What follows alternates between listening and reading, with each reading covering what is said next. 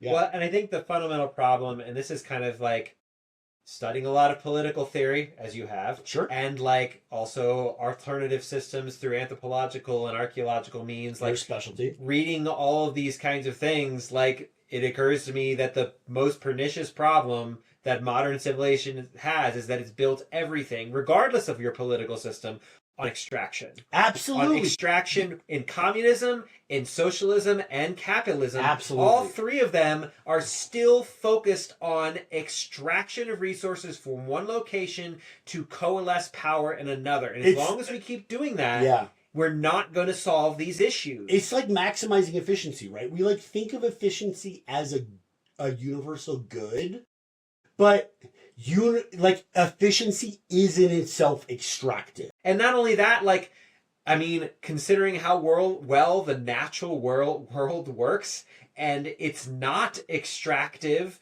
No. and you know, like it's self-perpetuating. It's self-perpetuating and complex, and it has built-in redundancies for countless things. You know, and this is a little bit of a side tangent here, but like I've got a tangent on your tangent. A tangent on a tangent. Yeah. But like, so a great example is when we're talking about the colonization of space or like generation ships, like I fucking hate Kim Stanley Robinson, like who did the Mars trilogy. We also talked about Ministry of the Future in our third episode, which is still our most popular episode. Yeah. The tech bros or whatever love that shit. Man. Well, people who are climate resistors. Sci-fi bros. I should have said sci-fi bros. Sci-fi. Tech bros is a different thing. I apologize for characterizing you guys that way. But anyway, so like in nature, in the world, and you see this also in the Expanse series, but you see this in his book Aurora. Like what happens when you try to build an ecosystem in a generation ship?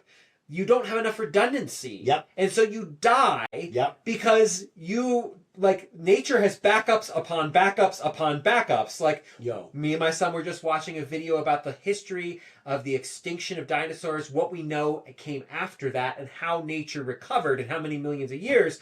But the reason that nature recovered, the reason that the natural world was able to do that was because they had there's so many redundancies. That's and what so Ian many Malcolm's systems talking about Jurassic Park, man. Right. Right. And to be honest, there's an episode of like Doctor Who from like 1966. It's like the first Doctor where he ends up on a generation ship and his companion has a cold, and that cold wipes out 90% of the people on that ship because there's no fucking redundancies in a generation ship.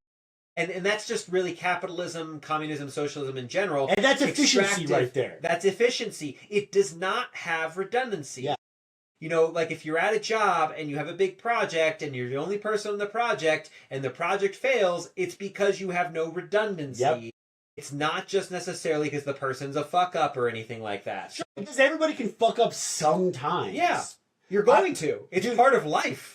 I had this thing that I was thinking about when you said a thing earlier about like redundancies and like Adam and Eve, basically like questing for that knowledge is basically like questing for efficiency, but that's the wrong thing. You're not supposed to be biting into that apple. Mm-hmm. Like that's not efficiency is not the thing that's going to get us into the future. It is the redundancies actually. Mm-hmm. It's being like it's basically like being swole in your approach to things. Mm-hmm. Like you want to be as prepared as possible. Zigzag routes. Yeah, exactly. You don't want to be like lines. You don't want to be lean. You want to be jacked or fat or something like that. You know, you want to be able to like weather stuff, because if you're pursuing a project, having everything you need for it is not enough. You need everything you need plus, mm-hmm. you know? Mm-hmm.